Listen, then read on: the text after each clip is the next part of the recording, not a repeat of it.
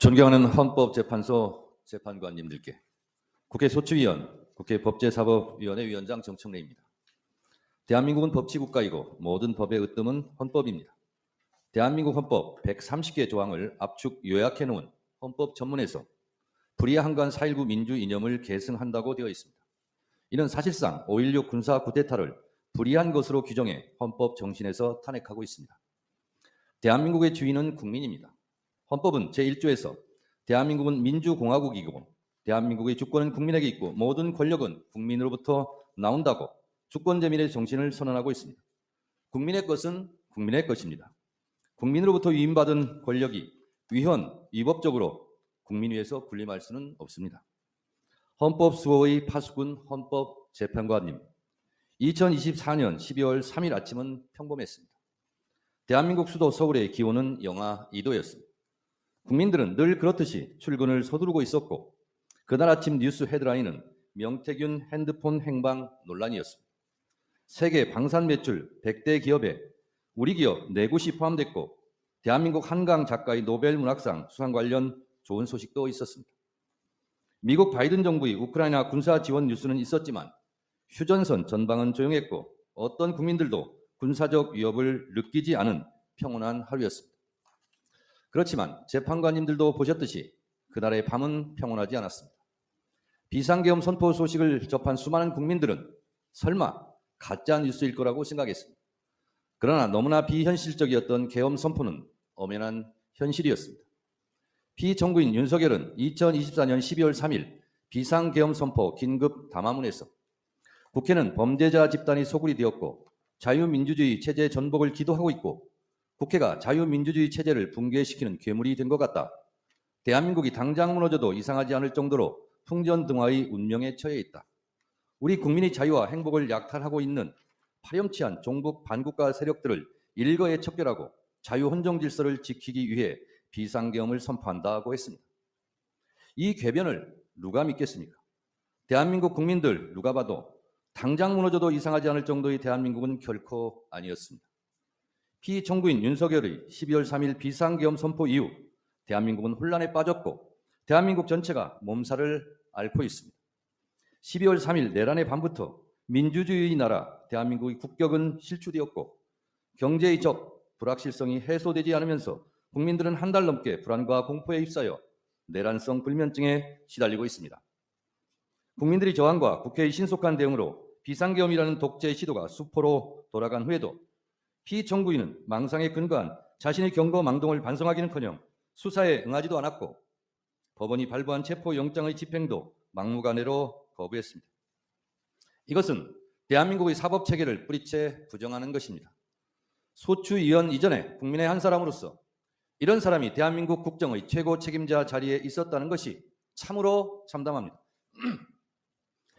이 탄핵 심판은 이런 사람을 군 통수권을 행사하는 자리로 다시 복귀시킬 것인지 말 것인지를 결정하는 재판입니다. 그 결론이 어떠해야 하는지는 너무도 자명합니다만 피청구인의 폭거로 빚어진 국가적 혼란 상태가 하루빨리 종식되어야 하므로 신속한 심리를 간곡히 요청드립니다. 헌법수호 최후의 보루이신 헌법재판관님, 대한민국 국가 경쟁력은 바로 국민입니다. 국민들은 위대합니다. 비상계엄을 소식을 듣자마자 달려나온 국민들께서 국회 본청까지 쳐들어온 계엄군을 막아서고 장갑차 앞에서 온몸으로 저항했습니다. 국민들이 국회의원들이 본청 출입을 도왔습니다. 이처럼 국민들께서 골든타임을 확보해 주신 덕분에 국회의원들이 계엄 해제 요구안을 통과시킬 수 있었습니다. 오늘날 대한민국이 전 세계의 부러움을 받을 정도로 정치, 경제, 그리고 문화적으로 우뚝 서게 된 것은 한국 현대사를 치열하게 살아내신 우리 선조들과 현재를 살아가는 우리들의 합작품입니다. 이토록 자랑스러운 대한민국을 하루아침에 전 세계 웃음거리로 만든 것이 피청구인의 비상계엄 선포였습니다. 그러나 민주주의를 지켜내려는 국민들의 열망으로 피청구인의 독재 기도를 막아낼 수 있었고 세계는 다시 대한민국 민주주의의 놀라운 회복력에 주목하고 있습니다. 이 모든 것이 국민들 덕분입니다. 국민 여러분들께 진심으로 감사드립니다. 존경하는 헌법재판관님, 피청구인은 헌법 제69조에 따라 나는 헌법을 준수하고 국가를 보위하겠다는 선서를 하고 대통령에 취임했습니다. 그러나 피청구인은 헌법을 수호하기는커녕 헌법을 유린했습니다. 대한민국의 헌법과 민주적 시스템을 송두리째 무너뜨리려 했던 피청구인 윤석열을 왜 파면해야 하는지 그 이유를 말씀드리겠습니다. 첫째, 피청구인 윤석열은 계엄의 조건을 위반했습니다. 헌법 제77조 제1항에 대통령은 전시사변 또는 이에 준하는 국가 비상사태에 있어서 병력으로서 군사상의 필요에 응하거나 공공의 안정질서를 유지할 필요가 있을 때에는 법률이 정하는 바에 의하여 계엄을 선포할 수 있다고 되어 있습니다. 대한민국은 전시 상황도 국가 비상사태도 아니었고 병력으로서 공공의 안정질서를 유지할 만큼 혼란도 없었습니다. 같은 내용을 규정하고 있는 계엄법 제2조 2항도 동시에 위반했습니다. 둘째, 피청구인 윤석열은 계엄 선포의 절차를 위반했습니다. 계엄법 제2조 제5항은 대통령이 계엄을 선포한 때에는 국무회의의 심의를 거쳐야 한다. 제6항, 국방부 장관 또는 행정안전부 장관은 국무총리를 거쳐 대통령에게 계엄의 선포를 건의할 수 있다고 되어 있고, 헌법 제82조는 대통령의 국법상 행위는 문서로서 하며 이 문서에는 국무총리와 관계 국무위원이 부서한다. 군사에 관한 것도 또한 같다고 되어 있습니다.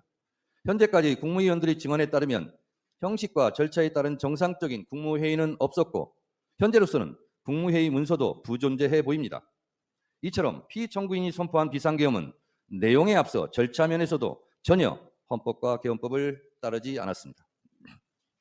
셋째, 국회는 비상계엄이나 어떤 경우라도 침탈할 수 없음에도 불구하고 위헌위법하게 침탈해 국회의 기능을 마비시키려 했습니다. 헌법 제77조 제5항에는 국회가 제적의원 과반수의 찬성으로 계엄의 해제를 요구한 때에는 대통령은 이를 해제하여야 한다고 되어 있습니다. 비상계엄을 해제할 수 있는 곳은 유일하게 국회입니다. 이런 국회의 권한과 권능을 방해하려고 국회를 무장병력으로 봉쇄하려 했습니다. 이는 명백한 국헌문란 행위 내란입니다. 넷째, 피청구인 윤석열의 계엄포고령 1호 제1항 국회와 지방의회, 정당의 활동과 정치적 결사, 집회, 시위 등 일체의 정치활동을 금지한다는 것은 헌법 제77조 3항을 정면으로 위반했습니다. 이 조항 어디에도 국회에 관한 특별한 조치를 할 수 없습니다. 이 포고령 1호는 정치활동의 자유, 정당 활동의 자유를 보장한 헌법 제8조, 언론 출판의 자유를 보장한 헌법 제21조 등을 명백하게 위반했습니다. 다섯째, 계엄군이 중앙선관위를 위헌위법하게 침탈한 것도 사법부의 주요 인사를 체포 구금하려고 했던 것도 모두 헌법과 법률을 위반했습니다.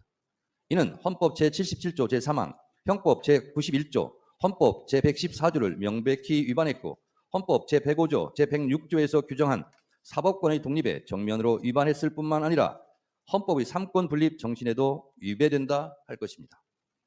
이 밖에도 피청구인 윤석열은 12.3 내란 사태 이후 법관이 발부한 체포 영장마저 거부하였고 극히 일부 지지자들에게 기대어 국가 혼란을 부추기고 있고 부정선거라는 망상에 사로잡혀 있습니다.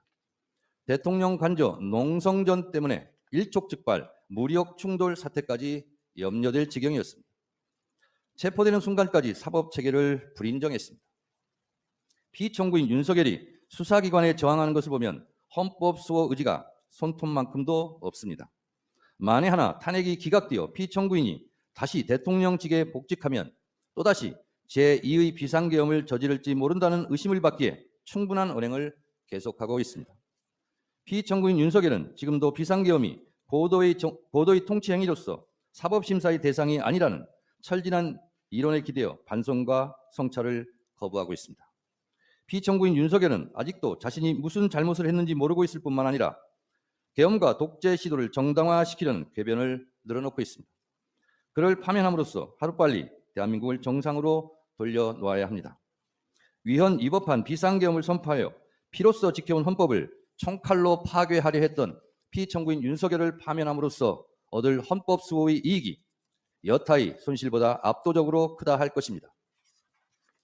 프랑스 소설가 알베르 까미는 어제의 범죄를 벌하지 않는 것은 내일의 범죄에 용기를 주는 것과 똑같이 어리석은 것이다 라고 일갈한 바 있습니다.